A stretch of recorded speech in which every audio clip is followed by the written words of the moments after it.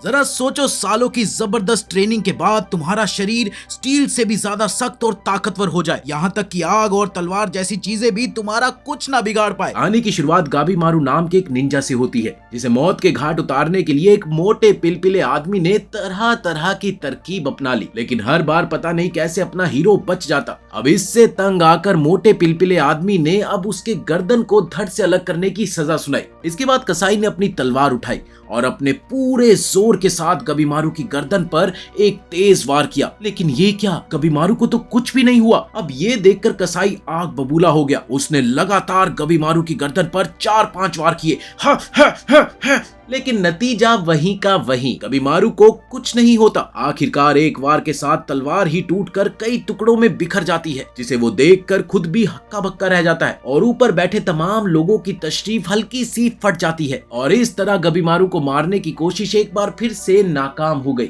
और इस असफल प्रयास के बाद गबीमारू को वापस उसकी काल कोठरी में डाल दिया जाता है। इधर जेल में उसकी मुलाकात एक खूबसूरत भूरे बालों वाली लड़की सगीरी से होती है, जो कि उसी कोठरी में गाबीमारू पर निगरानी रख रही थी। वो अपना परिचय एक साधारण सी पत्रकार के रूप में देती है, जिसका काम है गाबीमारू की जिंदगी से जुड़े अहम हिस्सों का दस्तावेज तैयार करना, ताकि वो उसकी ऑटोबायोग्राफी तैयार करके उस पर मूवी बना सके। निंजा की फौज करेगी मौज। इस दौरान वो गाबीमारू से कई सवाल पूछने लगती है, ताकि वो ये समझ सके कि आखिर वो बाकी सभी निंजा से इतना ज्यादा ताकतवर कैसे है। इसके जवाब में गाबीमारू से बताता है कि जब वो छोटा बच्चा था तभी से उसे बेस्ट शिनोबी बनने की ट्रेनिंग दी गई थी। उसका पालन पोषण इवागाकुरु नाम के गांव में हुआ था, जहां बच्चों को चुनकर उन्हें ऐसी मुश्किल ट्रेनिंग के लिए तैयार किया जाता था जिसे इंसानों की सबसे तगड़ी और खतरनाक ट्रेनिंग कहा जा सकता है। इतना ही नहीं, अगर कोई इसमें नाकाम हो जाता तो उसकी मौत तो लगभग तय ही थी। लेकिन अगर बंदा इसमें सफल हो गया तो उसका शरीर इंसानी हदों से कुछ ज्यादा ही मजबूत बन जाता है। कुछ ऐसा कि एक मामूली कसाई की तलवार भी तुम पर बेअसर साबित हो जाती है,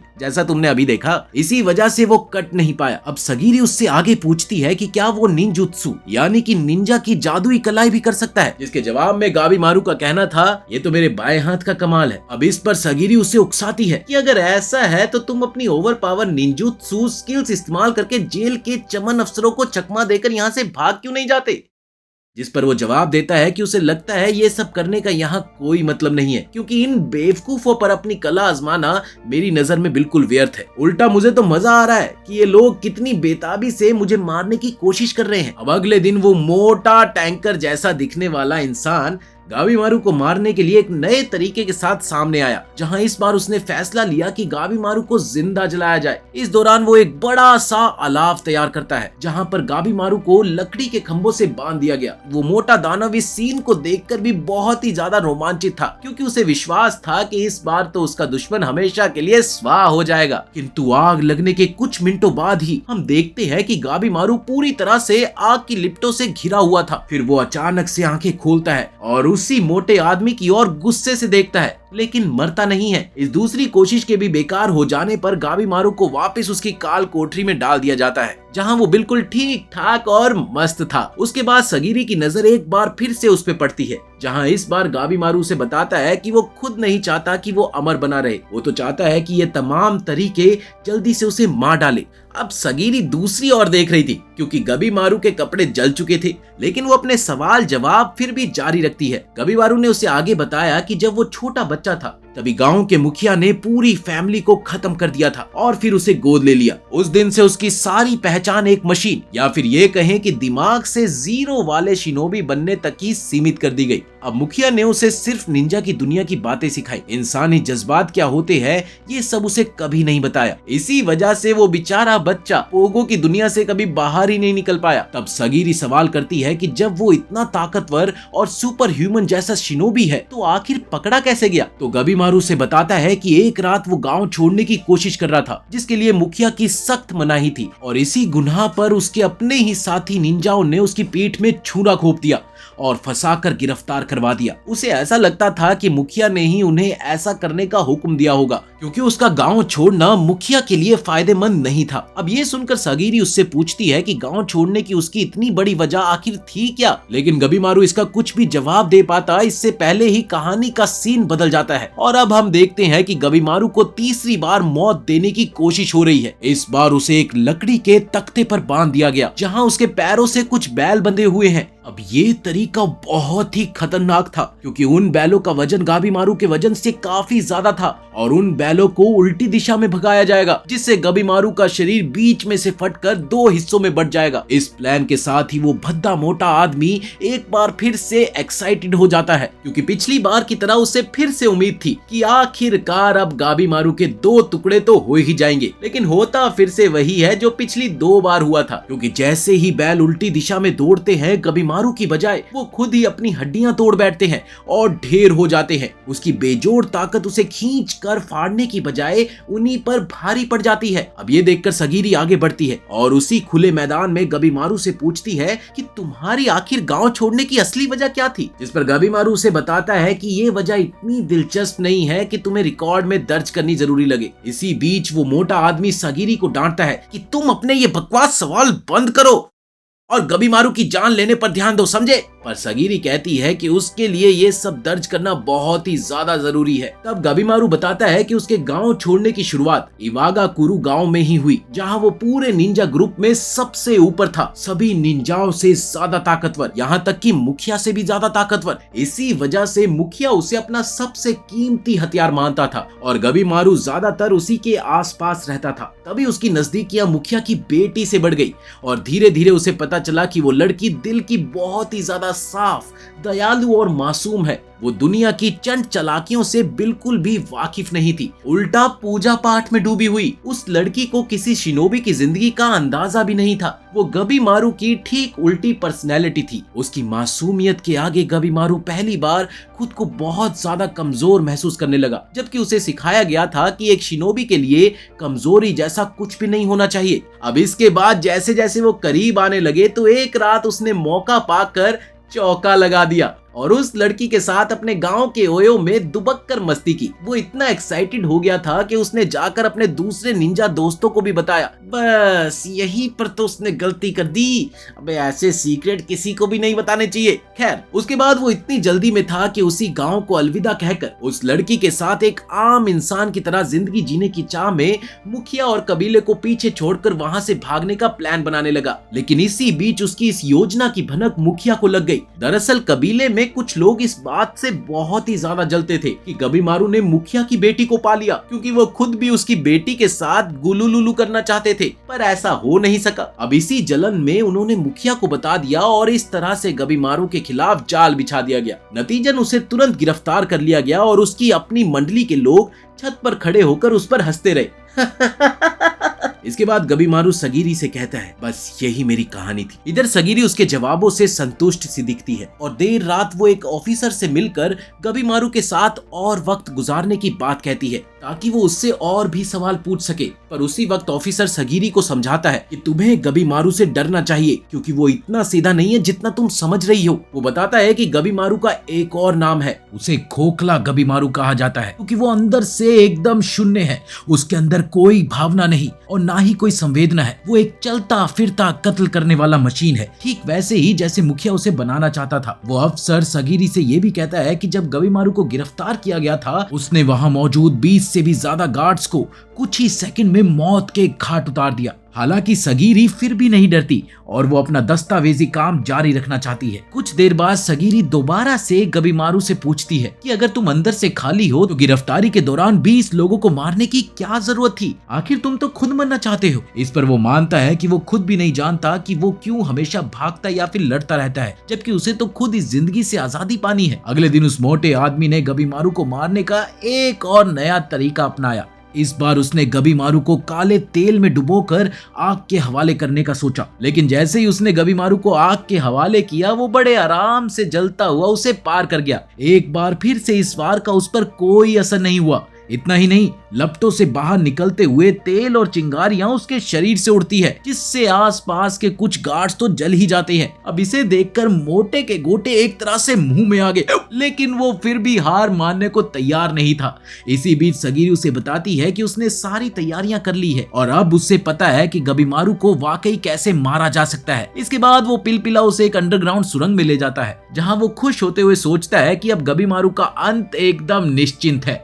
वहीं सुरंग के दूसरी छोर पर सगीरी पहले से ही उसका इंतजार कर रही थी। अब यहाँ पता चलता है कि सगीरी कोई साधारण रिकॉर्डर या फिर कोई पत्रकार नहीं, बल्कि यमादा कबीले की एक नामी तलवार ट्रेनी है और असल में वो भी एक जल्लाद है, जिसे सिर्फ गबीमारू की कमजोरियों को परखने और आखिर में उसे खत्म करने के लिए भेजा गया था। लो भाई, ये चली लड़की ने चाल। अब इधर गबीमारू को यह एहसास होता है कि यही एक इंसान है जो शायद उसका सिर वाकई में कलम कर सकती है। वो घबराकर अपनी बेड़ियां तोड़ता है और इसी बीच सगीरी उस पर वार करती है, मगर वो अगले ही पल उछलकर उसके हमलों से बच निकलता है। लेकिन तभी उसे महसूस होता है कि उसके गले पर एक हल्की सी खरोंच आ गई है, जिसमें से खून की बूंदें टपकती है और जिसे देखते ही गबीमारू चौंक जाता है, क्योंकि उसने पहली बार अपने शरीर से खून बहते हुए देखा था। तब सगीरी उसे बताती है कि उसे लगता है कि गबीमारू का दावा सच है, वो अंदर से बिल्कुल खाली इंसान है। लेकिन उसने अब तक एक बात उससे झूठ बोली, वो ये थी कि उसका ये भी कहना है कि वो मरना चाहता है, जो कि बिल्कुल गलत था। हकीकत ये थी कि उसे अपनी पत्नी से बेहद मोहब्बत है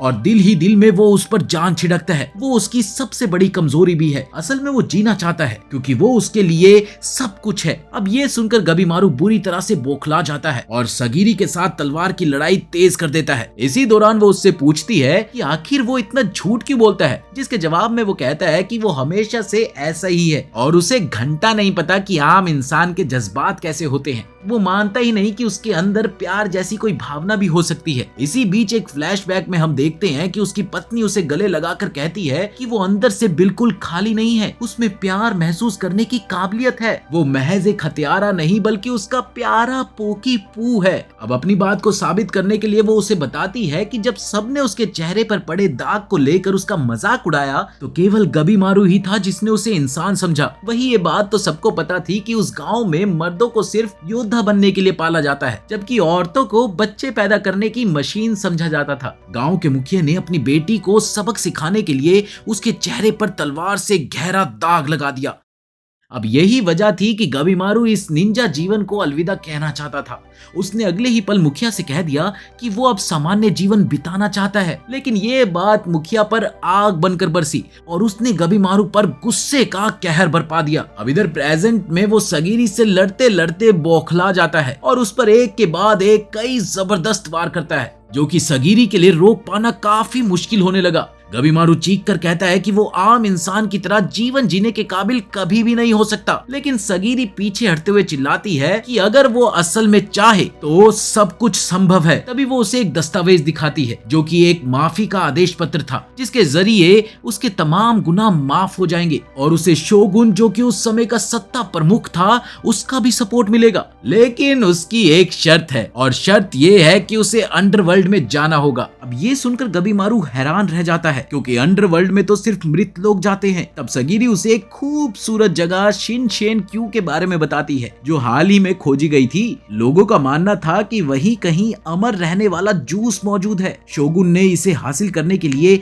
एक जहाज भेजा था, लेकिन वो जहाज लौटा तो जरूर, मगर वो पूरा फूल पत्तियों से लदा हुआ था। जांच पड़ताल के दौरान उन फूलों के बीच से लोगों की लाशें निकली। इतना ही नहीं, इसके बाद भी कई और जत्थे भेजे गए, लेकिन कोई भी जिंदा वापस नहीं आ पाया। इसलिए अब शोगुन ने यह फैसला लिया है कि वो वहां पर सिर्फ अपराधियों को भेजेगा। यही नहीं, जो भी इस मिशन में सफल हुआ और उस अमर रहने वाले जूस को लेकर लौटेगा, उसे आधिकारिक तौर पर माफी दे दी जाएगी और उसे आजादी से जीने का हक भी मिलेगा। सगीरी उसे बताती है कि उसे ऐसे अपराधियों की तलाश थी जिनके अंदर जीने की जबरदस्त इच्छा हो, ऐसे लोग जो किसी भी हाल में हार मानने वाले ना हो, और उनमें सबसे ज्यादा ताकतवर शिनोबी को ढूंढना उसका मकसद था। वो उम्मीद कर रही थी कि शायद गाबीमारू वो इंसान हो सकता है, लेकिन उसे वहां पर अनजाने दुश्मनों से लड़ना होगा और बाकी अपराधियों से भी मुकाबला करना होगा, क्योंकि सबको माफी तभी मिलेगी जब वो उस रस को सबसे पहले लाकर शोगुन को सौंप देंगे। अब सगीरी आगे बताती है कि उसकी प्यारी पत्नी अभी किसी अज्ञात जगह पर छुपी हुई है। जैसे ही उसे गबीमारू की गिरफ्तारी की खबर मिली वो गांव से बाहर भाग गई थी और अब सगीरी ही वो बंदी है जिसे उसकी सही लोकेशन का पता है, जहां वो अब भी गबीमारू के लौटने का इंतजार कर रही है। ये सुनकर गबीमारू तुरंत इस मिशन पर जाने के लिए तैयार हो जाता है। वो उस अमरता के रस को ढूंढकर अपनी पत्नी से दोबारा मिलना चाहता है, क्योंकि सिर्फ एक अकेली उसकी पत्नी ही है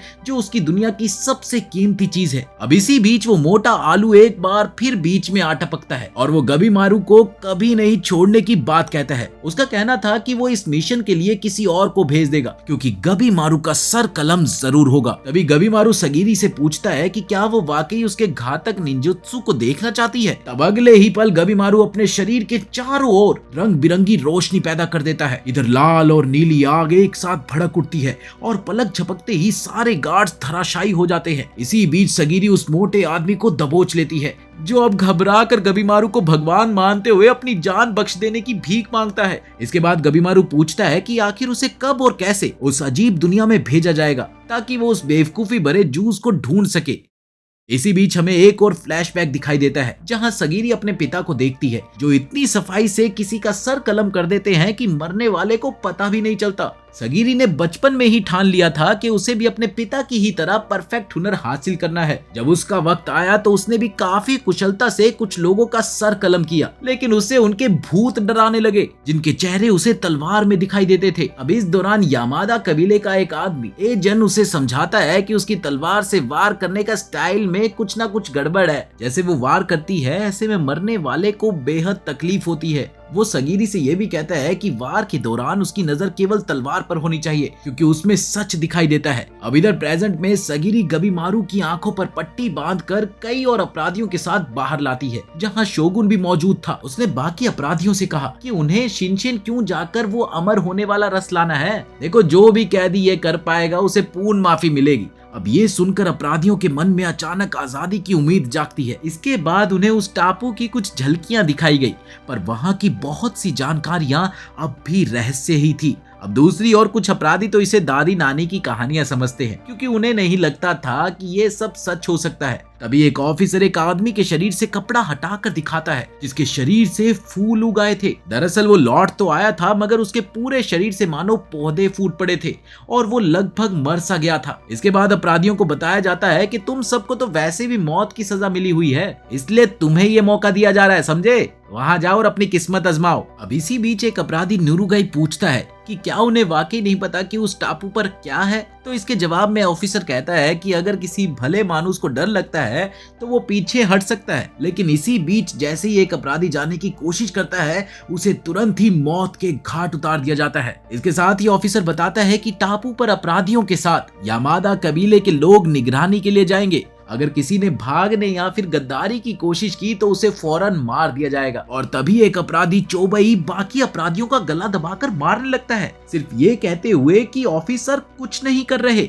इसका मतलब ये है कि वो खुद चाहते हैं कि अपराधी आपस में ही एक दूसरे को मार दे। अब ये बात सुनते ही ऑफिसर उसकी बातों को स्वीकार भी कर लेता है और इस तरह वहां पर खुलेआम मौत का नंगा नाच शुरू हो जाता है, जिसे देखकर शोगुन मजे लेते हैं। अब इधर ऑफिसर इसे बेमतलब की भसड़ कहता है, मगर शोगुन भाई को तो मजे आ रहे थे, इसलिए वो तो बस इस पल के मजे ले रहे थे। इसी बीच शोगुन अपने ऑफिसर से पूछता है कि ये क्या बवासीर लेकर आए हो बे, क्या इनमें से कोई काबिल अपराधी भी है? इस पर ऑफिसर उसे गिनाकर बताता है कि कुछ ही है जिनमें असाधारण हुनर है और उन सब में सबसे खास है गबीमारू। इसके साथ ही सबकी नजरें गबीमारू पर जाती है, जो हिल डुल भी नहीं रहा था, क्योंकि कोई भी उस पर वार करने की हिम्मत नहीं कर रहा था। अब उधर एजन की नजर सगीरी पर पड़ती है, जिसे ये सब देखकर बड़ा गंदा फील हो रहा था। अरे ये तो बस ट्रेलर है, असली लड़ाई तो उस टापू पर होगी, जो कि इससे भी खतरनाक होगी। क्या तुम वहां टिक भी पाओगी? वो उससे कहता है कि अगर वो ये सब नहीं संभाल पाएगी तो बेहतर है कि वो यहीं से वापस चली जाए और अपनी आलीशान हवेली में आराम से रहे। जिस पर सगीरी सोच में पड़ जाती है और उसे अपने बचपन के दिन याद आने लगते हैं कि कैसे कुछ लोग उसका पीछा करते थे और उसके परिवार के ऐसे रुतबे के कारण उसे डराते थे। इसी बीच एक दिन उसने एक तलवार उठाई और उसकी चमकती हुई धार में उसे मरे हुए लोगों की आत्माएं दिखाई दी। अब इधर कुछ अपराधी सोचते हैं कि सगीरी उन पर वार करने में हिचकिचाती खिंच आएगी, इसीलिए वो उस पर टूट पड़ते हैं, जिससे एजन सोच में पड़ जाता है कि क्या वो इन्हें संभाल लेगी। लेकिन सगीरी बिना समय गवाए सभी को मौत के घाट उतार देती है और फिर भी वो अंदर ही अंदर उन आत्माओं से डरने लगती है जो उसे नजर आ रही थी। तभी गबीमारू बोलता है कि लोगों को मारना कभी भी सही नहीं होता, जिसे सुनकर सगीरी को थोड़ा सुकून तो मिलता है। वो उन भूतिया परछाइयों से थोड़ा सा मुक्त होती है। अब गबीमारू ऑफिसर से पूछता है कि क्या कोई और तरीका नहीं है जिससे ये सब मौत मारा काटी से बचा जा सके, क्योंकि वो नहीं चाहता कि ये खून खराबा हो। इस पर एक ऑफिसर उसे डांटता है, अपनी जुबान संभालो, और एक अपराधी को उस पर वार करने का आदेश देता है, जा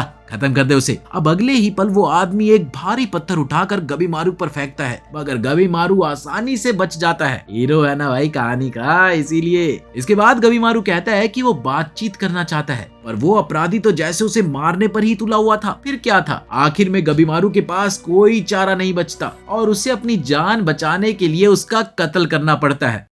अब उसके बाद वो बाकी बहुत से अपराधियों को भी एक एक करके गाजर मूलियों की तरह काट गिराता है। ये मंजर इतना खतरनाक था कि खुद शोगुन भी घबरा जाता है। इसी बीच सगीरी उसके आसपास मंडराती आत्माओं को अपनी तलवार में देखती है, लेकिन गबीमारू को इस सब से कोई फर्क नहीं पड़ता। अब इससे सगीरी को यह एहसास होता है कि शायद उसे इन हत्याओं से डर कर नहीं, बल्कि बिल्कुल ही अलग तरह से संभालना होगा। हो सकता है कि उसे उन जिंदगियों का बोझ खुद उठाने की हिम्मत चाहिए, ना कि सिर्फ डर को खत्म करना। आखिरकार ऑफिसर घोषणा करते हैं कि वो सिर्फ चुनिंदा 10 अपराधियों को ही इस अभियान पर भेजेंगे, जिनके पास असल में खतरनाक शक्तियां हैं। इसके साथ ही इन 10 लोगों को जहाज पर चढ़ा दिया जाता है और फिर वो समुद्र के रास्ते उस टापू की ओर बढ़ते हैं। गबीमारू को याद आता है कि उसके गांव का मुखिया कभी भाले और तलवारों से बुरी तरह घायल हुआ था, फिर भी गिरा नहीं। लोग कहते थे कि उसने कोई ऐसी दवा पी रखी है जो कहीं समंदर पार मिलती थी। अब जब वो शिनशिन क्यू पहुंचते हैं तो गबीमारू देखता है कि ये जंगल जितना सुंदर है उतना ही अजीब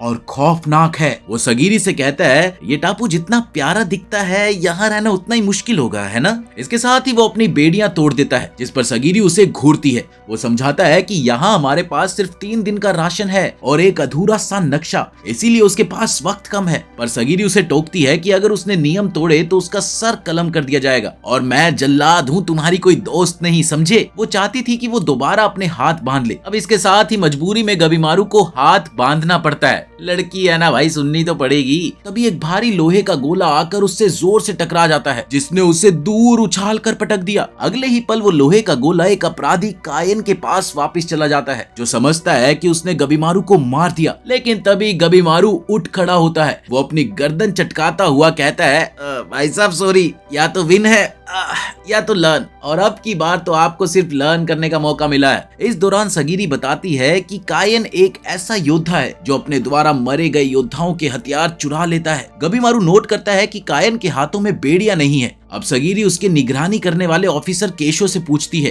कि उसने उसे क्यों नहीं बांधा हुआ। तो केशो जवाब देता है, क्या दिक्कत है, तू चिल करना, हम इसे वापसी में बांध देंगे। अब साथ ही वो खुद को काफी ज्यादा भाग्यशाली मानता है कि उसे कायन जैसा शख्स मिला। इसी बीच कायन अपने अलग अलग हथियार दिखाता है, जिसे वो गबीमारू पर आजमाने के लिए आतुर था। अब गबीमारू सोचता है कि इस सब में वक्त बर्बाद होगा और बाकी सब तब तक आगे बढ़ जाएंगे। पर कायन की रणनीति ये है कि अगर कोई सुराग नहीं है तो क्यों ना वो बाकी अपराधियों को मारकर अंत में आराम से रस ढूंढे। इसीलिए गबीमारू को मजबूरन लड़ाई करनी पड़ती है और अगले ही पल कायन उस पर हमला कर देता है, जबकि सगीरी उससे कहती है कि वो पहले हाथ बांध ले। कायन अपना भारी हथौड़ा गबीमारू के सर पर दे मारता है, मगर हथौड़ा टूट जाता है। फिर वो और हथियार निकाल कर उस पर हमला करता है और एक के बाद एक हथियारों की बारिश के बीच भी गबीमारू बचता जाता है। अब आखिरकार कायन भाला चलाता है, पर गबीमारू भाले को तोड़ देता है और अगले ही पल वो कायन को हवा में उछाल देता है। और जब उसके हथियार नीचे गिरते हैं तो गबीमारू उनमें से एक भाले को लात मारकर उल्टा कायन के सीने में घोंप देता है, जिससे सगीरी को लगता है कि लड़ाई वहीं पर खत्म होगी। पर ये क्या, कायन एक बार फिर उठ खड़ा होता है और कहता है कि ये तो बस शुरुआत है मेरे दोस्त। लेकिन कुछ ही झटकों में गबीमारू उसे उसके ही हथियारों से ढेर कर देता है। इसके साथ ही गबीमारू उन्हें आगे बढ़ने को कहता है। तभी केशो कायन का सर कलम कर वापिस लौटने लगा। अब इस पर गबीमारू सोचता है कि शायद केशो को भी लड़ना है, लेकिन केशो का कहना था कि वो सिर्फ अपना काम कर रहा है, वो किसी का पक्ष नहीं लेता और उसे यहाँ से बच निकलना ही काफी ठीक लग रहा है। वो बताता है कि उसे पूरा विश्वास है कि उधर बाकी अपराधी भी नियम तोड़ रहे होंगे, सब एक दूसरे को मारने में लगे होंगे ताकि आखिर में एक ही बचा रहे। इधर एजेंट नाव को किसी पेड़ से बांध रहा होता है, तभी उसका अपराधी साथी रोको रोटा अचानक भूख के मारे उस पर टूट पड़ता है। एजेंट खुद को संभालने की कोशिश करता है पर उसकी तलवार ही टूट जाती है और वो रोको रोटा के हाथों मारा जाता है। इसी तरह दूसरे अपराधी भी अलग अलग जगहों पर मारे जा रहे थे। केशो कहता है कि वैसे भी और अपराधियों को लाया जाएगा, चाहे अब वो इवागा कुरु गांव से हो या फिर यामादा कबीले से, सब के सब बलि के बकरे ही हैं। जाते जाते वो सगीरी से कहता है कि वो चौकन्नी रहे क्योंकि वो जिस अपराधी के साथ है वो काफी खतरनाक है, जिससे सगीरी थोड़ी सी सिहर जाती है। इधर अचानक गबीमारू उस पर हमला कर देता है पर पता नहीं कैसे सगीरी वार को रोक लेती है। अब इसी बीच गबीरी को याद आता है कि कैसे उसके माँ बाप को मुखिया ने मार डाला था क्योंकि वो गांव छोड़ना चाहते थे। अब मुखिया ने उसे ये भी समझाया था कि भावनाएं इंसान को कमजोर बनाती है और इससे तुम कुछ भी हासिल नहीं कर पाओगे। गबीमारू ये सोचता हुआ तेजी से सगीरी पर वार करता जाता है, जबकि सगीरी उसके वारों को एक के बाद एक रोकती रहती है। इस दौरान बेचारा गबीमारू ये समझ नहीं पा रहा था कि आखिर वो सगीरी को सीधे मार क्यों नहीं देता। तभी उसे अपनी पत्नी की कही एक बात याद आती है कि भावनाओं का साथ मत छोड़ो, पर ये माहौल पता नहीं क्यों गबीमारू के अंदर जैसे कोई कश्मकश पैदा कर रहा था, क्योंकि उसे लगता है कि भावनाएं रखने का मतलब कमजोर होना है। इसके साथ ही वो सगीरी को लगभग गिराकर उस पर आखिरी वार करने ही लगा था कि अचानक से वो रुक जाता है, जिसका नतीजा ये होता है कि सगीरी उसे पीछे ढकेल देती है। वो सोचता है कि ये उसकी कमजोरी है और इस तरह तो वो कभी किसी को भी नहीं हरा पाएगा, इसलिए वो दोबारा जोर शोर से हमला करता है और साथ ही मुखिया के सबक को याद करके खुद को खाली साबित करने की भी कोशिश करता है। अगले ही पल उसने अपने वार से सगीरी की तलवार को तोड़ दिया, लेकिन चतुर चालाक सगीरी फिर भी उसके वार को मयान से रोकने की कोशिश करती है और फिर आखिर में वो हारती हुई सी नजर आती है। इसके साथ ही गबीमारू उस पर अंतिम वार करने ही वाला था कि अचानक से वो फिर से रुक जाता है। उसे समझ आता है कि वो अंदर से इतना भी खाली नहीं है कि वो सगीरी को मार दे और इस एहसास के कारण वो जोर जोर से रोने लगता है। उसे लगता है कि उसकी असली भावनाएं उसे कमजोर बना रही है, पर सगीरी कहती है कि यही उसकी असल मजबूती है। खुद को धोखा दिए बगैर उन तमाम जिंदगियों के बोझ का सामना करना ही उसकी सच्ची ताकत है। वो उससे कहती है कि अब वो अपनी पुरानी जिंदगी से अलग हो चुका है और सच में एक आजाद पक्षी वाला रास्ता चुन सकता है। अब इसी बीच उधर एक दूसरा अपराधी तैमियो देखता है कि उसके हाथ पर किसी तितली ने डंक मारा है। ये देखते ही उसे तुरंत उस आदमी का हाल याद आता है जो फूलों में ढका हुआ लौट कर घर आया था, इसलिए वो घबरा कर झटपट अपना हाथ काट देता है और तितली को मार गिराता है। अब ये देखकर उसका साथी फूची हैरान रह गया, लेकिन तामियो से दिखाता है कि तितली के चेहरे पर इंसानी चेहरे दिखाई देते हैं। वो कहता है कि ये कोई साधारण तितली नहीं बल्कि एक मॉन्स्टर थी। मॉन्स्टर देखते ही देखते उसका कटा हुआ हाथ फूलों में बदलने लगा और अगले ही पल आसपास बाकी अजीब से जीव भी प्रकट हो जाते हैं, जिनमें एक बड़ा सा राक्षसी दानव भी शामिल था। उसी वक्त गबीमारू और सगीरी भी इस मॉन्स्टर से घिर जाते हैं और अगले ही पल उनके सामने एक फिश मॉन्स्टर आ खड़ा होता है, जिसे देखकर गबीमारू सगीरी से कहता है कि तुम पीछे रहो और वो खुद उस मॉन्स्टर से लड़ने की तैयारी करता है। इसी बीच एक फ्लैशबैक में तमियो की कहानी सामने आती है। तमियो एक बेहतरीन तलवारबाज था जो कि एक बड़े सेठ के यहाँ पर नौकरी करने लगा था, पर एक दिन उसे अपने स्वामी की कोई बात बुरी लग गई तो उसने उस पर कहर ढा दिया। गुस्से में आकर उसने उसकी हवेली तोड़ डाली और उस स्वामी को भी मार डाला। इससे पूरी रियासत उसके पीछे पड़ गई और फिर वो गिरफ्तार हो गया। उधर फिश मॉन्स्टर अपने हाथों से गबीमारू पर हमला करता है, जिससे बचने के लिए गबीमारू ने उसे लात मारने की सोची, लेकिन उस मॉन्स्टर ने उसका पैर पकड़कर उसे ही जमीन पर पटक दिया। अब मॉन्स्टर के इस वार से गबीमारू संभल तो जाता है, लेकिन फिर सोचता है कि ऐसे किसी भी अनजाने दुश्मन से सीधे लड़ना बुद्धिमानी नहीं है। अब वो भागने की सोच ही रहा था कि वो राक्षस उसे दबोच लेता है और पेड़ों से टकरा टकरा कर उसे फेंक देता है। इसी बीच सगीरी देखती है कि इस बार गबीमारू को वाकई ही चोट लग गई थी। वो दोनों वहां से भागना चाहते हैं, मगर तभी उन्हें दिखाई देता है कि चारों तरफ से बड़े बड़े मॉन्स्टर्स ने उन्हें घेर लिया है। अब जब बात अपनी जान बचाने की आती है तो गबीमारू अपने असली रूप में आ जाता है। वो अपना निंजुत्सु चलाकर एक बड़े से मॉन्स्टर का सर झट से उड़ा देता है, फिर बाकियों को बेरहमी से मारता जाता है। वहीं पास खड़ी सगीरी ये सब देखते हुए सोचती है कि ये जगह कितनी खतरनाक है इसी बीच अचानक एक दानव सगीरी पर पीछे से हमला करता है, जिससे वो किसी तरह से बचती है, पर तभी कुछ मॉन्स्टर उसे जकड़ लेते हैं। अब वो बड़ा दानव उस पर वार करने ही वाला था कि तभी गबीमारू उसका हाथ काट देता है और सगीरी को बचा लेता है। इसके बाद गबीमारू अपने गुस्से को शांत कर ही रहा था कि तभी वो फिश मॉन्स्टर दोबारा से उस पर वार करने के लिए आ गया। लेकिन इसी बीच यमादा कबीले का एक और जल्लाद जेनजी वहां पर आ जाता है और उस मॉन्स्टर को मार गिराता है। उसके साथ ही वहां पर एक निंजा लड़की यूजिरी भी दिखाई देती है, जो गबीमारू की बहादुरी की तारीफ करती है कि उसने अकेले ही इतने सारे मॉन्स्टर्स का सफाया कर दिया। वो उससे इतनी खुश थी कि वो गबीमारू को खोपचे में चलने के लिए कहती है, लेकिन वो उसके जाल में नहीं फंसता, जिस पर यूजिरी कहती है कि वो तो बस हंसी मजाक कर रही थी, पर हकीकत में उसे किसी ऐसे ही मर्द का साथ चाहिए था, क्योंकि वहाँ हालात बहुत ही ज्यादा खतरनाक थे। सगीरी देखती है कि यूजिरी के साथ दो जल्लाद हैं, जिस पर जेनजी उसे बताता है कि वो दूसरे अपराधी का जल्लाद है, पर उस अपराधी को यूजिरी ने ही मार डाला। इसीलिए उसे शक है कि एक ही जल्लाद उसे काबू में नहीं रख सकता। इसीलिए अब उसके साथ एक और जल्लाद है जिसका नाम है सेंटा। यूजिरी बताती है कि इस टापू पर अजीब जीवों की भरमार है, इसलिए सिर्फ अमर रहने वाला जूस ढूंढना ही काफी नहीं, बल्कि सब कुछ प्लान के साथ होना चाहिए। ये सुनकर सगीरी कहती है कि मिलकर काम करने का आइडिया बड़ा ही सही है, आई लाइक इट। उधर यूजिरी के हार्मोन्स एक बार फिर से उछाल मारते हैं और वो गबीमारू से लिपटने की कोशिश करती है, पर गबीमारू उसे फिर रोक लेता है, जिस पर वो कहती है कि देखो मैं नए जमाने की हूँ, मुझ पर भरोसा बेशक मत करो, पर बस एक बार फायदा तो उठा लो। आखिरकार वो लोग तय करते हैं कि चलो बस एक बार, हाँ, इस दौरान हम कम से कम जानकारी बांट लेंगे ताकि जिंदा रह सके।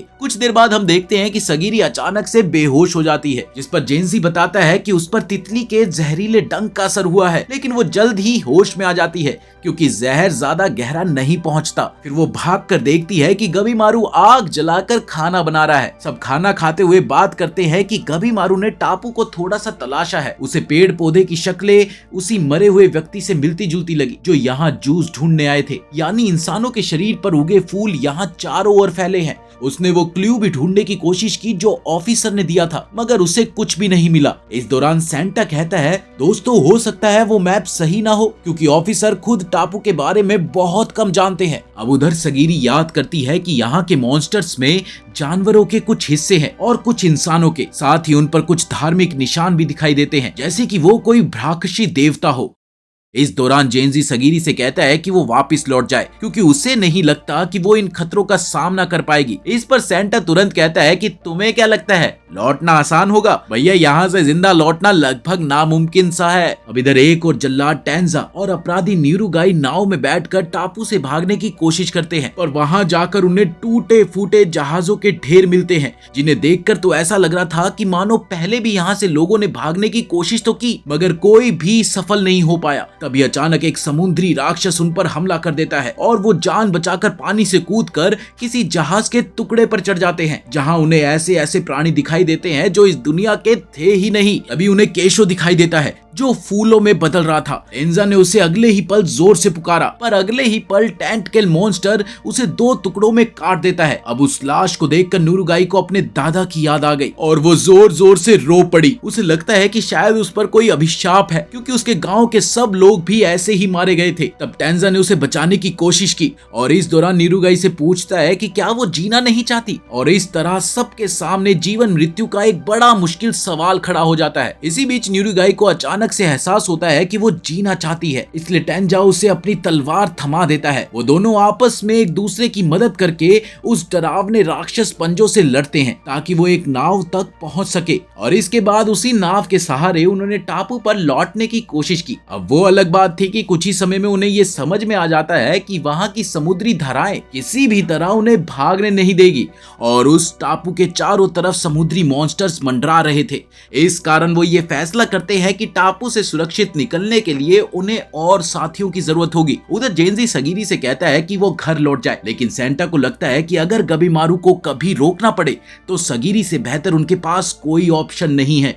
उसका कहना था कि गबीमारू पर सगीरी का बहुत पॉजिटिव प्रभाव भाप पड़ा है। अब इधर देर शाम सगीरी गबीमारू से मिलने जाती है, जहाँ गबीमारू उससे उसका हालचाल पूछता है कि क्या वो अब ठीक महसूस कर रही है, उसे जहर का कोई साइड इफेक्ट फील तो नहीं हो रहा। वो सगीरी को ये भी बताता है कि कैसे सगीरी ने उसे शांत किया था। गबीमारू कहता है कि सगीरी उससे ज्यादा ताकतवर है, वो बस खुद नहीं जानती कि वो उसे कब और कैसे इस्तेमाल करे। अब उसी वक्त वो ये भी जोड़ देता है कि कोई ना, वक्त और तजुर्बे के साथ साथ तुम्हें सब कुछ पता चल जाएगा। अगले दिन सगीरी जेंजी से साफ कह देती है कि वो कहीं नहीं जाने वाली। तब जेंजी उसकी हिम्मत तोड़ने के लिए तलवार निकाल देता है, मगर सगीरी उसे झटपट हरा देती है। अब इधर जेंजी दोबारा तलवार उठा ही रहा होता है कि तभी रोकुरोटा नाम का एक बहुत बड़ा आदमी पीछे से प्रकट होता है और जेंजी को इतनी जोर से धक्का मार देता है कि वो उछलकर दूर जा गिरता है। दरअसल बचपन से ही रोकुरोटा को बिना रुके खाने का अजीब सा शौक था। वो चीजों को हाथों से मसल कर खेलता रहता था, मगर धीरे धीरे वो हिंसक हो गया और एक एक करके उसने अपने पूरे गांव को मार डाला। अब इसी बीच रोकुरोटा की निगाह सगीरी पर पड़ती है। तभी गबीमारू उसे एक जबरदस्त किक लगाकर दूर कर देता है, लेकिन इसी बीच रोकुरोटा एक बार फिर उठ खड़ा होता है, जिससे गबीमारू दंग रह जाता है कि उसकी इतनी जबरदस्त लात मारने के बाद भी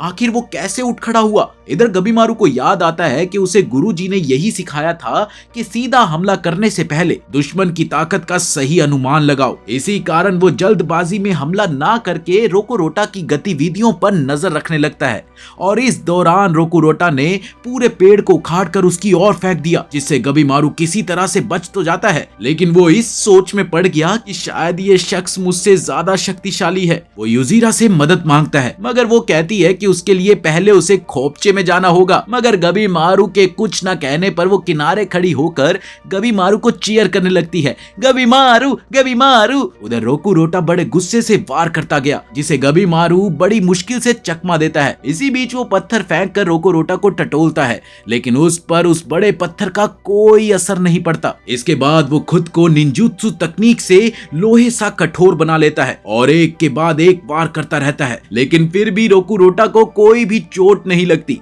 फिर वो उस पर अलग अलग तरीके अपनाता है, पर कुछ भी काम नहीं आता, जिससे उसे लगने लगता है कि आखिर इसे मात कैसे दी जाए। दूसरी ओर सगीरी जेंजी के घावों का इलाज करना चाहती है, मगर जेंजी जानता है कि उसे नहीं बचाया जा सकता। वो सगीरी से भाग जाने को कहता है, तुम जाओ यहाँ से, लेकिन सगीरी साफ इनकार कर देती है कि वो उसे अकेला नहीं छोड़कर जाएगी और उससे ये कहती है कि तुम हिम्मत मत हारो। अब सगीरी के इस रवैये से जेंजी को एहसास होता है कि उसने अपनी राह खुद चुनी है, तो वो बस उसे अपनी तलवार सौंप देता है और बताता है कि एक योद्धा की तलवार उसकी आत्मा के समान होती है। फिर वो सगीरी से रोकुरोटा को मारने की गुजारिश करता है। अब इधर गबीमारू के पास विकल्प कम होते जा रहे थे। आखिरकार वो इस फैसले पर आता है कि शायद आग वाली निंजुत्सु तकनीक ही रोकुरोटा को हरा सकती है, मगर रोकुरोटा के इतने नजदीक जाना मतलब अपनी जान से हाथ धोना था। इस दौरान रोकुरोटा की एक उंगली अचानक कटकर अलग हो जाती है। ये सगीरी थी जिसने आकर उसे अपने तेज तलवार के वार से घायल कर दिया था। गबीमारू को उसका ये वार बहुत ही सही लगता है और वो समझ जाता है कि अगर रोकुरोटा का सर काटना है तो पहले उसे नीचे झुकाना होगा, क्योंकि वो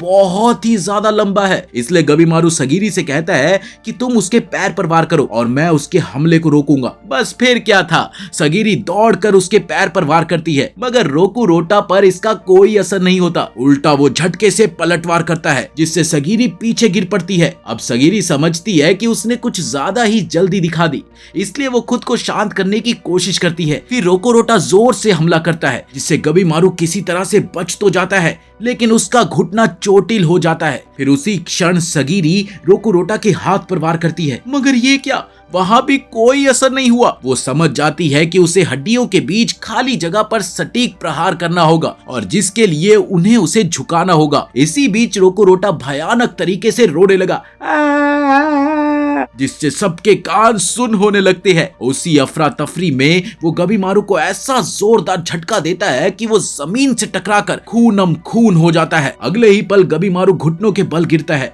और खांसते हुए खून की उल्टी कर देता है। अब इधर रोकुरोटा आखिरी वार करने के लिए जैसे ही आगे बढ़ा, सगीरी ने बीच में आकर उसकी तलवार से उस हमले को रोक दिया। अब ये देखकर आसपास के सभी लोग दंग रह जाते हैं। सगीरी किसी अनोखी मानसिक शांति को पा लेती है, जहां से वो रोकुरोटा की मार को आसानी से चकमा दे रही थी। उसी वक्त सेंटा बताता है कि सगीरी उनकी क्वालिटी टीम में सबसे निचले पायदान पर है, पर उसकी असली क्षमता उससे कहीं आगे है। इसी बीच रोकुरोटा का संतुलन बिगड़ता है और सगीरी उसे मारने ही वाली होती है कि वो उछलकर दूर निकल जाता है। अब इस पर गबीमारू एक और नई योजना बनाता है। वो अपनी आग वाली कला से जलती हुई बम जैसी वस्तुएं फेंकता है जिससे भारी धुआं उठता है और ये योजना काम भी करती है और कुछ ही पलों में रोकुरोटा घुटनों पर आ गया।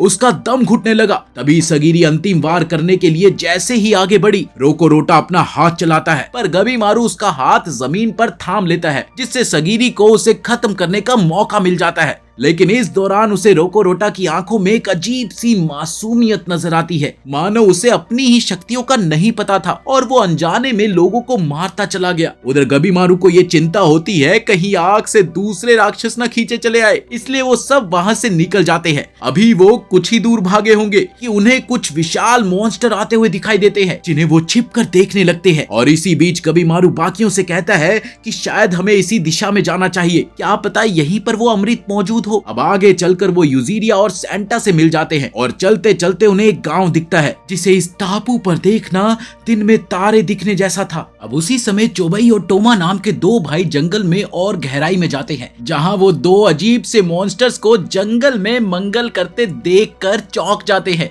इधर गबीमारू इस सोच में पड़ा था कि पता नहीं यहाँ के निवासी कैसे होंगे, उसे कुछ भी समझ में नहीं आ रहा था। तभी उसे फील होता है कि कोई लड़की उन्हें छिपकर देख रही है। गबीमारू उसकी ओर दौड़ता है और उसका हुड हटाता है। आइला, ये तो एक बच्ची है। इसी दौरान अचानक एक पेड़ जैसा दिखने वाला मॉन्स्टर गबीमारू पर वार करता है जिससे लड़की भाग निकलती है। अब ये देखकर गबीमारू का दिमाग चलता है। उसे ये एहसास होता है कि इस बच्ची को टापू के बारे में कुछ तो जरूर पता होगा। अब अगले ही पल वो पेड़ के वार से बचते हुए उसे लात मारकर दूर फेंक देते हैं। अब इसी बीच सगीरी भी वहां पर आती है और अपने साथियों से उस ग्रूट जैसे दिखने वाले मॉन्स्टर से निपटने के लिए कहती है। उधर गबीमारू भागती हुई बच्ची को पकड़ लेते हैं, मगर उस बच्ची ने झटके से गबीमारू को नीचे गिरा दिया। इस पर सगीरी कहती है कि हम सिर्फ बात करना चाहते हैं। तब कहीं जाकर वो बच्ची थोड़ा रुकती है जिससे सगीरी उसे पकड़ लेती है। हाँ, वो बात अलग थी कि बच्ची तुरंत मुक्का चलाने की कोशिश करती है, पर गबीमारू उसके वार को रोक लेता है और सोचता है कि क्या जबरदस्त पावर पॉकेट है यार। गबीमारू से बताता है कि उसकी हालत नाजुक है, इसीलिए मजबूरी में वो कुछ लटाए बच्ची पर लपेट कर उसे हवा में टांग देता है, जिससे बच्ची जोर जोर से रोने लगी और फिर आखिरकार वो उसे आजाद कर देते हैं। अब सगीरी उसे शांत करती है। थोड़ी ही देर में सब मिलकर सलाह मुशवरा करते हैं कि आगे क्या करना है। उसी पल वो ग्रूट जैसा दिखने वाला मॉन्स्टर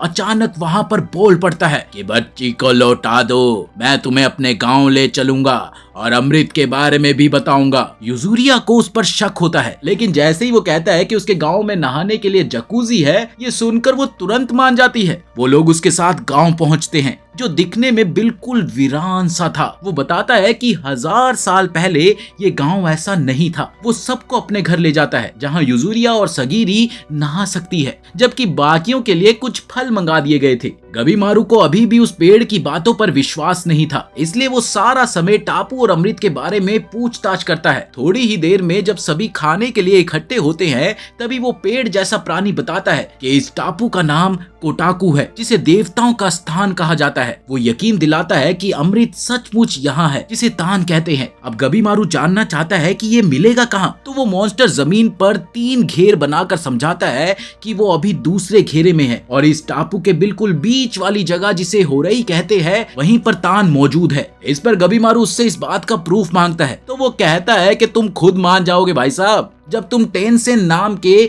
उस अमीर प्राणियों से मिलोगे। अब इधर चोबई ने जूफा को बीच से काट डाला, लेकिन वो फौरन ही फिर से जुड़ जाता है। वो पेड़ जैसा प्राणी जिसका नाम होको है, वो कहता है कि टेंसेन बहुत हाई स्किल वाले लोग हैं और आखिरकार वो झूठ क्यों बोलेगा जब आखिर में सभी को टेंसेन के हाथों मरना ही है। उधर जूफा उन भाइयों को हरा देता है और उन्हें एक गहरे गड्ढे में फेंक आता है जहाँ पर लोग फूलों में बदल गए हैं। टोमा किसी तरह से चोबई को संभालता है। इधर होको उन्हें बताता है कि फूलों में बदल जाने वाले लोगों का जीवन ही असल में तान का बनने का जरिया बन जाता है। अब इसके साथ ही होको ये भी बताता है कि इस लड़की का नाम मेई है और इतना ही नहीं, वो दोनों सदियों से ही यहाँ पर जी रहे हैं। अब इसके बाद गबीमारू और सगीरी मई को नहलाने जाते हैं, जहाँ वो पहले तो डर कर रोती है, मगर गबीमारू कहता है कि उसके गाँव में सब साथ नहाते थे, इसमें डरने की कोई बात नहीं है। उसी वक्त सगीरी मई के शरीर पर एक बड़ा घाव देखती है, जिससे गबीमारू को याद आता है कि उसकी पत्नी कहती थी कि शरीर को आराम देना कितना जरूरी है और वो खुद उसे नहलाती थी। वो मई से बोलता है कि अपने घाव से शर्म मत करो, तुम्हें पता है इस दुनिया की सबसे खूबसूरत लड़की के शरीर पर भी बड़ा सा निशान है। सगीरी इस पर चौंकती है। अब नहाने के बाद गबीमारू सोचता है कि उसे यहाँ फालतू वक्त जाया नहीं करना चाहिए, उसे अपनी असल जिम्मेदारी याद रखनी है। एक फ्लैशबैक में हमें दिखाई देता है कि टेंजा बहुत गरीबी में पला बड़ा, जहाँ उसे चोरी करके पेट भरना पड़ता था। एक बार तो उसने तलवारबाजों से झगड़ा कर लिया, मगर तभी एक आदमी ने आकर उसे उन तलवारबाजों से बचा लिया। अब इधर प्रेजेंट में टेंजा समंदर किनारे नुरुगई के साथ था कि तभी एक टेंसेन जू जिन उनके सामने ना जाने कहां से प्रकट होता है। अब जू जिन आदमी का रूप लेता है और जानना चाहता है कि क्या इन्हीं दोनों ने सारे राक्षस मारे थे। वो भागने की कोशिश करते हैं, लेकिन जू जिन इतनी तेजी से उन पर हमला करता है कि टेंजा हवा में दूर फेंका जाता है और डरपोक नुरुगई डरकर पीछे हटती है, मगर वो टेंजा को बचाने के लिए पहुंचती है। अब इधर जू जिन धीरे धीरे उसकी ओर बढ़ता है, तभी टेंजा उसकी आंखों पर एक तेज वार करने की कोशिश करता है, मगर ये क्या, वो तो पल भर में ही रीजनरेट हो जाता है। टेंजा नुरुगई से कहता है कि अभी उनके पास और कोई चारा नहीं है, उन्हें सिर्फ भागना होगा। फिर वो अपनी तलवार से तेज प्रहारों की बौछार करता है, जिससे जू जिन टुकड़ों में कट जाता है। फिर वो दोनों ही वहां से दौड़ पड़ते हैं, मगर जू जिन पल भर में फिर से उनके सामने आकर खड़ा हो जाता है, जैसे उसे कुछ हुआ ही ना हो। तभी शिन अचानक अपनी तलवार फेंक कर जू जिन का ध्यान भटकाता है, जिससे उन दोनों को बच निकलने का मौका मिल जाता है। तब हमें पता चलता है कि शिन अंधा है, फिर भी वो अपनी दूसरी इंद्रियों से सब कुछ देख लेता है। वो भागने लगते हैं और इस दौरान हमें पता चलता है कि दरअसल शिन ही टेंजा का गुरु है। वो कहता है कि उसे समुद्र में एक धारा मिली थी जो शायद टापू के बाहर जाती है, मगर उसने रास्ते में कुछ ऐसे मॉन्स्टर्स को महसूस किया जो उन्हें पहले कभी नहीं मिले थे। इसीलिए उसने सोचा कि अकेले जाना खतरनाक होगा, मगर वो टेंजा से पूछता है कि वो नुरुगई की इतनी मदद क्यों कर रहा है। इस पर वो उसे याद दिलाता है कि एक बार उसने एक औरत कैदी को भी बिना किसी झिझक के मार डाला था। अब टेंजा कहता है कि नुरुगई मासूम है और ये भी कि शिन ने खुद टेंजा को बचपन में सहारा दिया था। अब ये सुनते ही शिन मान जाता है, वो उसे उन्हीं धारा के पास ले जाता है। तभी जू जिन फिर से आ जाता है। अब शिन टेंजा को बचाने के लिए दौड़ता है, पर उसका गला जख्मी हो जाता है। फिर टेंजा हमला करता है, मगर जू जिन बड़ी आसानी से बचकर अपनी उंगलियों से टेंजा के शरीर में 4 छेद कर देता है। अब दरअसल शिन को दूसरे लोगों की मदद करना काफी पसंद था। उसने टेंजा में क्षमता देखी और उसे तलवार चलाना सिखाने लगा, ताकि वो कभी किसी ऐसे इंसान की रक्षा कर सके जिसके लिए वो फिक्रमंद है। टेंजा को लगता था कि उसमें कोई खास गुण नहीं है, इसलिए वो प्रैक्टिस छोड़ना चाहता था, मगर शिन ने कहा कि एक बार बस मुझ पर कामयाब वार कर लो, फिर चाहे तो छोड़ देना। अब टेंजा हार मानने ही वाला था, तभी ईजेन नाम का एक शख्स उसे कब्रिस्तान ले जाता है, जहां शिन के एक पुराने शिष्य टेसन की कब्र होती है।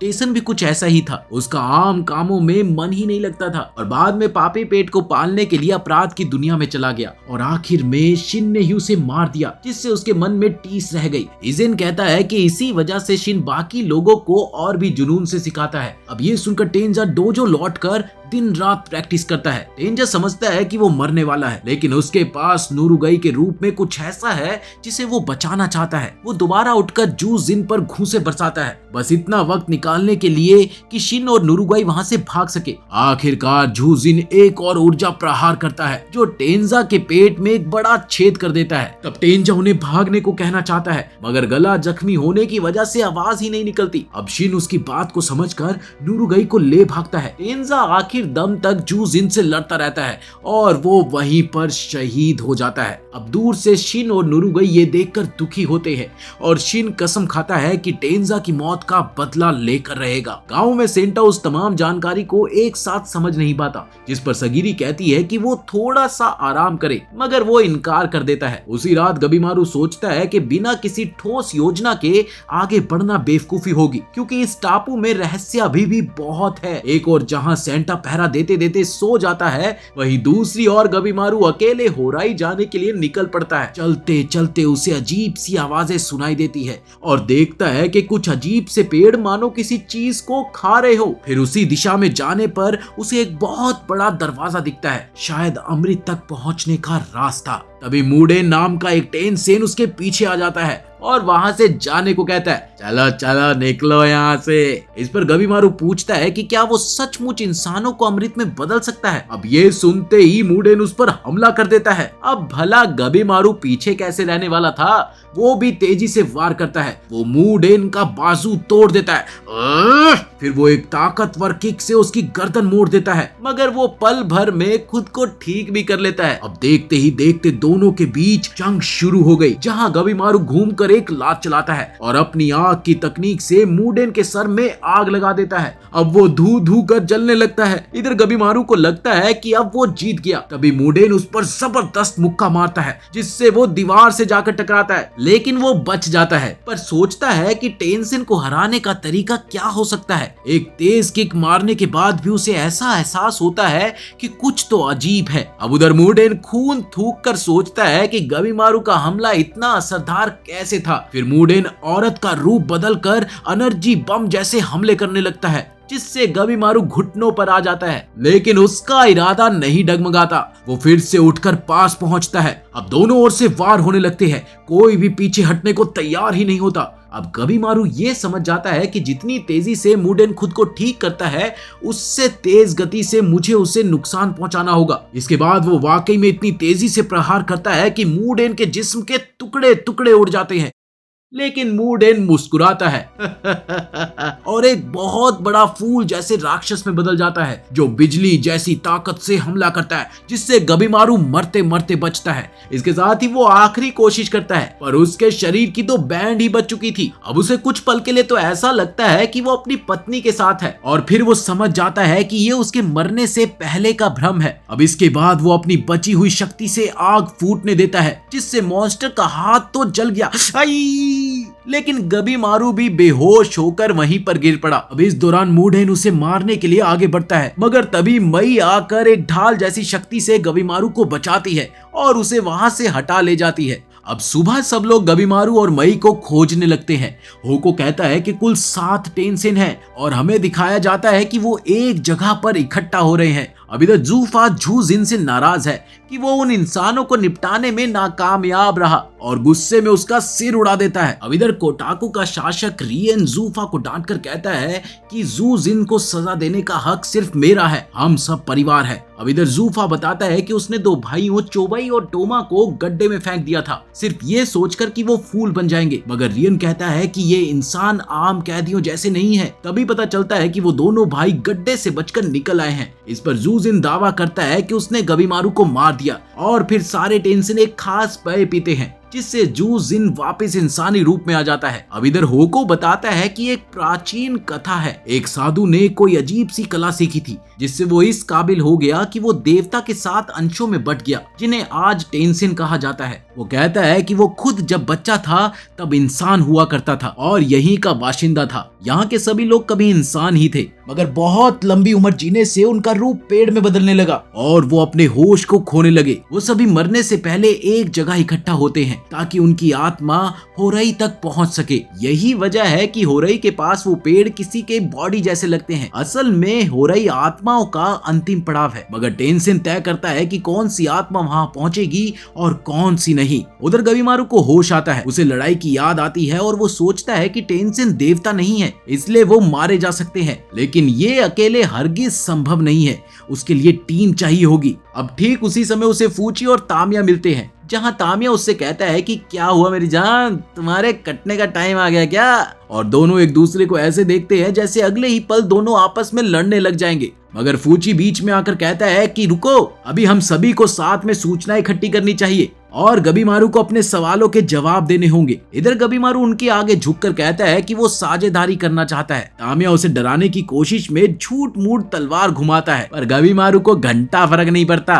वो अपनी जगह से हिलता भी नहीं। इससे उन्हें लगता है कि वो वाकई में काफी गंभीर है। फूची उससे पूछता है कि तुम साथ क्यों चाहते हो। तब गबीमारू टेंसिन की बात बताता है, जिससे वो हैरान रह जाते हैं। एक और जहां फूची को उसकी बातों पर भरोसा नहीं होता, मगर वहीं दूसरी ओर तामिया एक्साइटेड होकर कहता है कि वो टेंसिन को हराकर इतिहास में अपना नाम कमाना चाहता है, जबकि फूची की इच्छा है कि वो टेंसिन के शरीर का पोस्टमार्टम करके उसका रहस्य समझे। अब इसके साथ ही तीनों साथ काम करने का फैसला कर लेते हैं। गबीमारू कुछ और कहने ही लगा था कि तभी मेई जाग जाती है और सब देखते हैं कि वो बड़ी हो गई है। वो गबीमारू का नाम लेकर बोलती है, गबीमारू। अब गबीमारू से शुक्रिया कहता है क्योंकि उसने उसकी जान बचाई। साथ ही वो उससे पूछता है कि क्या तुम भी टेंसिन जैसी हो। अब इस पर मेई सबको ताओ के बारे में बताती है, जिसका टेंसिन इस्तेमाल करते हैं, मगर वो कुछ भी अच्छे से नहीं बता पाती है क्योंकि उसे बोलने की आदत नहीं थी ना, इसीलिए। उधर गबीमारू के साथियों पर भी मॉन्स्टर का एक बहुत बड़ा ग्रुप अचानक से टूट पड़ता है,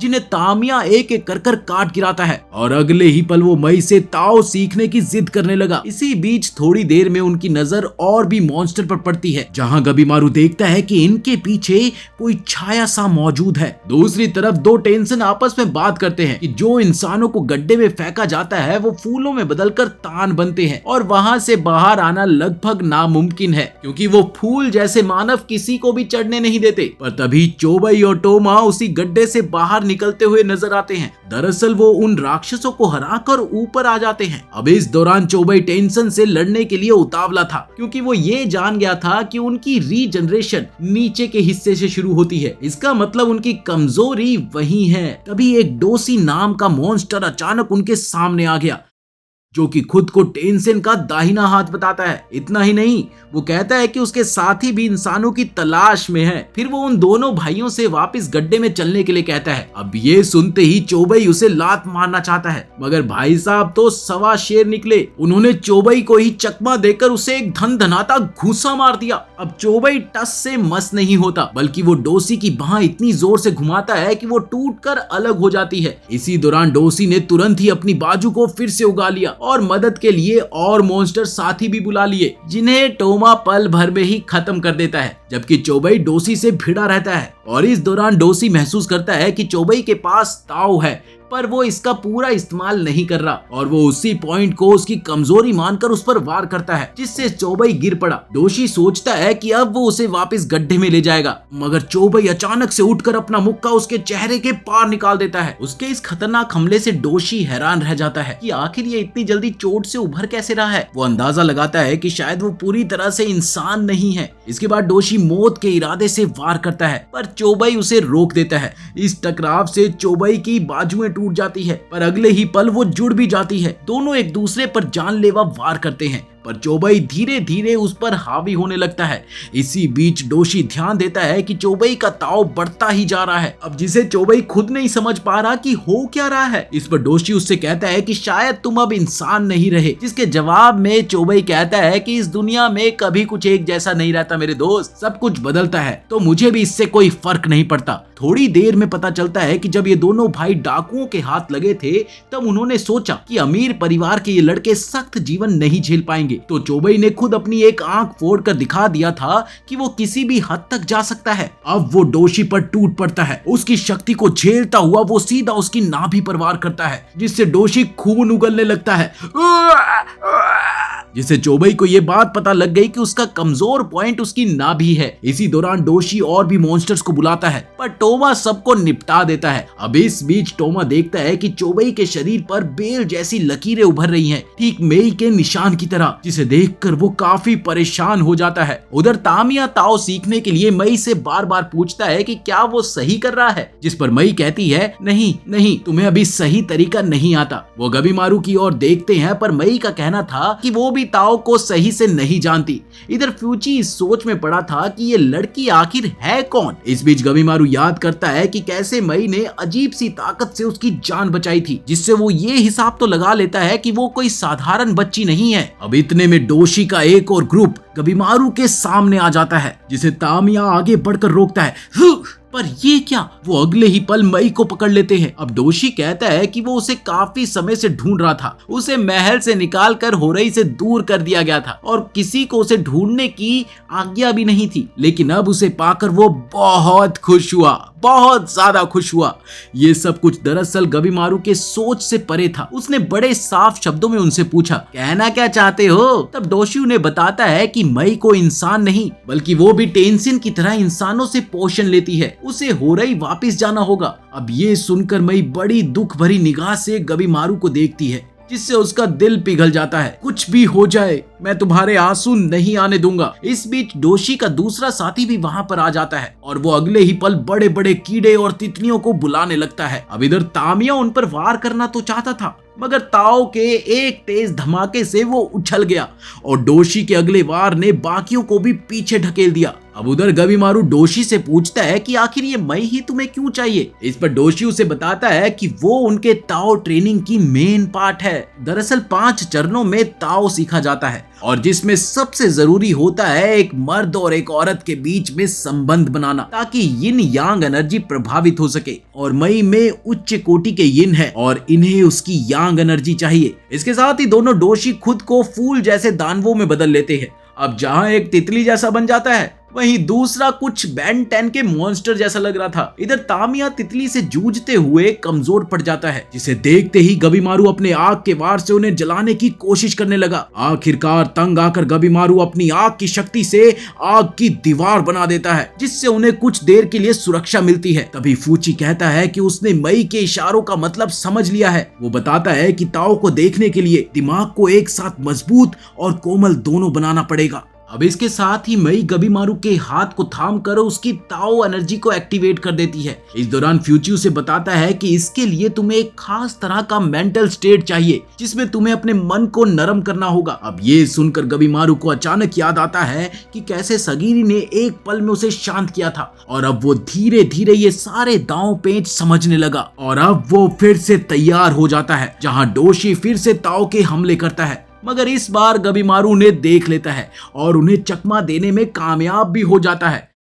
उसने दौड़कर उनके मुक्कों को भी भांप लिया और अगले ही पल में एक किक से उसने दोनों को ही गिरा दिया। अब इधर तामिया भी जोश में आकर सांप जैसे दिख रहे बेन 10 राक्षस को चीर डालता है, जबकि गबीमारू तितली डोशी को आग में जलाकर भस्म कर देता है। इसी बीच बाकी बचे हुए लोग एक विशाल दरवाजा खोलकर होरई में एंट्री कर जाते हैं, लेकिन तभी वहां पता नहीं कहां से मुडेन नाम का टेंसिन आ गया, जिसने एक ही झटके में होको का सिर धड़ से अलग कर दिया। इसके साथ ही वो कहता है कि तुम लोग पहले इंसान हो जो यहाँ तक पहुँचे हो। ये सुनकर यूजीरिया बुरी तरह से डर गई और अचानक वहाँ से भागने लगी, पर अगले ही पल मुडेन उसे झट से पकड़कर कहता है, अरे घबरा क्यों रही हो, हम तो बस बात करना चाहते हैं। अब उधर होको मिन्नत करता है कि उसकी आत्मा को होरई में जगह दे दी जाए, पर मुडेन उसकी हालत और बुरी कर देता है ताकि वो अपनी समझ खो दे। इसके बाद मुडेन साफ कहता है कि इस टापू पर असली अमृत नहीं है, जो टैन यहाँ मिलता है उसे पी कर इंसान पेड़ बन जाता है, जैसे कि होको की कौम को ही देख लो। इसके साथ वो सबको कहता है कि अब बस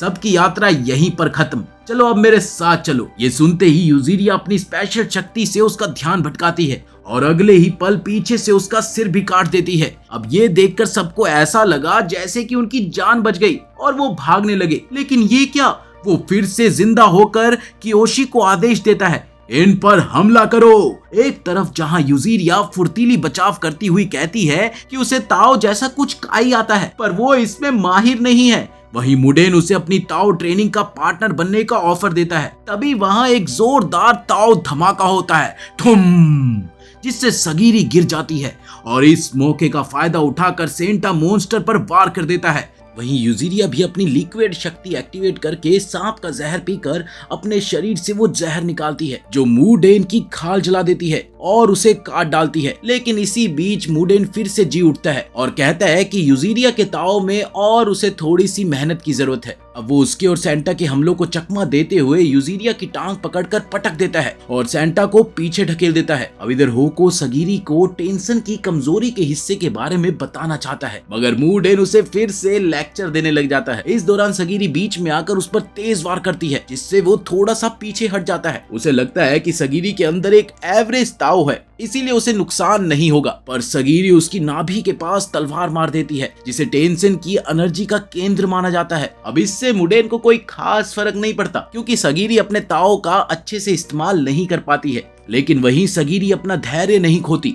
और अचानक उसमें ताओ की लहरें बहने लगती है। वो मुडेन के चेहरे पर ऐसा वार करती है जो कभी भर नहीं पाता। अब इससे चौंक कर मुडेन गुस्से में आ जाता है और तभी यूजीरिया पीछे से उसे जकड़ लेती है और सगीरी अंतिम वार के लिए दौड़ती है, मगर मुडेन एक झटके से उसे दूर फेंक देता है। वो कियोशी की कोशिश करती है, लेकिन वो एक बार फिर से बच जाता है। वो उनके सारे वारों से तब तक बच जाता है जब तक कि वो सभी साथी मिलकर मुडेन के हाथ पैर नहीं काट देते। अब सगीरी के पास सीधा मौका था, लेकिन इसी बीच मुडेन अचानक से हवा में उड़ गया और अगले ही पल ताओ की वर्षा करने लगा। एक और जहां सगीरी का शरीर थकता जा रहा था, वहीं यूजीरिया उसे कहती है कि हार मत मानो, तुम टेंशन को मार सकती हो। वो सांप के जहर से गीली रस्सी से मुडेन की टांग बांध देती है, लेकिन मुडेन ताओ के धमाके से यूजीरिया को ही चोट पहुंचा देता है। फिर भी वो दर्द सहते हुए उसे नीचे पटक देती है। अब इधर मुडेन जैसे ही दोबारा खड़ा हुआ, सेंटा पीछे से उसकी कमर में तलवार घोंपकर उसका हिलना मुश्किल कर देता है और इसके साथ ही सगीरी नाभि वाले हिस्से पर तलवार चलाती है, जिससे मुडेन आखिरकार गिर पड़ता है। वो हार चुका था, मगर सगीरी का टूटा मन बस इसी सोच में पड़ा था कि शायद इस टापू पर असली अमृत जैसा कुछ भी नहीं है। उधर यूजीरिया की नजर आसपास के अजीब से फूलों पर जाती है जो अचानक ही उग आए थे। इतना ही नहीं, अगले ही पल वो उस पर हमला कर देते हैं, जिसे सेंटा बीच में आकर खुद पर वो वार ले लेता है। अब इस हमले से वो तुरंत फूलों में बदलने लगता है और इसके साथ ही अचानक पास में एक बहुत बड़ा फूल जैसा दानव प्रकट हो जाता है, जो कि कोई और नहीं बल्कि मुडेन ही था। वो खुद एक फ्लावर मॉन्स्टर में बदल जाता है और उन लोगों पर फूलों के हमले जारी रखता है, मगर ठीक उसी वक्त शिन वहां पर पहुंच जाता है और सबको बचा लेता है। वो नुरुगई से कहता है कि तुम लोग भागो, मैं इसे रोकूंगा। वो मुडेन को पहचान जाता है कि ये भी एक टेंसेन है। अब शिन का मानना था कि ताओ की तरंगों के जरिए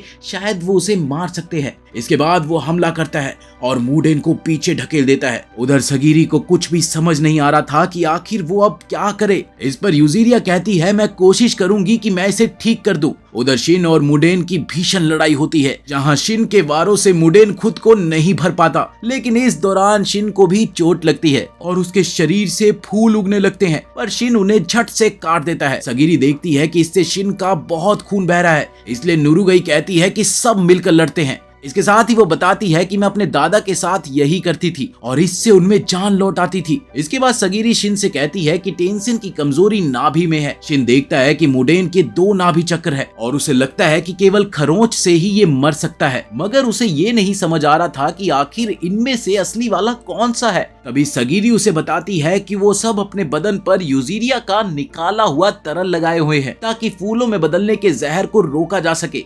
इतने में मुडेन झट से नुरुगाई के पीछे आ जाता है, पर सगीरी उसकी लताओं को काटकर उसे बचा लेती है। अब वो आखिरी वार की तैयारी करता है, लेकिन मुडेन ताओ की किरणें चलाता है। अब एक तरफ जहां सगीरी और नुरुगई उसकी लताओं को काटते हैं, शिन तेजी से आगे बढ़कर मुडेन की एक टांग अलग कर देता है, जिससे उसकी रीजनरेशन धीमी हो जाती है। अब इसी बीच सगीरी सोचती है अब हम जीत सकते हैं कि तभी मुडेन एक बड़ा एनर्जी ब्लास्ट करता है, मगर इससे शिन भागता नहीं।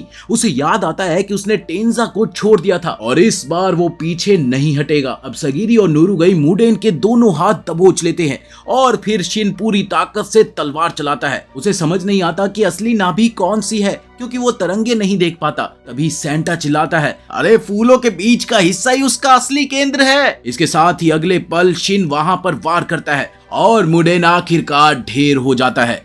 अब सगीरी दौड़कर सेंटा को देखती है, वहीं यूजीरिया उसे बताती है कि उसके पास बस एक बार के जहर का एंटीडोट बचा है, जो वो शिन को देना चाहती है, जिसे सगीरी इनकार करती है। मगर यूजीरिया का कहना था कि वो बहुत प्रैक्टिकल लड़की है, सेंटा को बचाना लगभग नामुमकिन है, इसलिए अच्छा यही होगा कि वो एंटीडोट हम शिन को दे दे। उधर सेंटा अपनी अंतिम घड़ी में अपनी पसंदीदा औरत यूजीरिया की गर्माहट को महसूस करता है और फिर फूल में बदलकर किसी सपने में खो जाता है। इसके साथ ही सगीरी कहती है और कोई नहीं मरेगा, हम सबको घर ले जाएंगे। और अब वो इन सबको अपराधी या जल्लाद नहीं बल्कि साथी समझने लगी है। उधर गबीमारू को होश आता है, वो फौरन चौकन्ना होकर देखता है कि वो कहां पर है। इस पर तामिया उसे कहता है कि चिंता मत करो, हम एक गुफा में हैं। अब दूसरी ओर रात में सगीरी और शिन पहरा देते हैं। सगीरी उन सबको याद करती है जिन्हें वो खो चुके हैं और गाबीमारू के बारे में सोचती है। वहीं शिन उससे पूछता है कि कहीं तुम्हें गबीमारू पसंद तो नहीं, जिसके जवाब में सगीरी कहती है कि पता नहीं, पर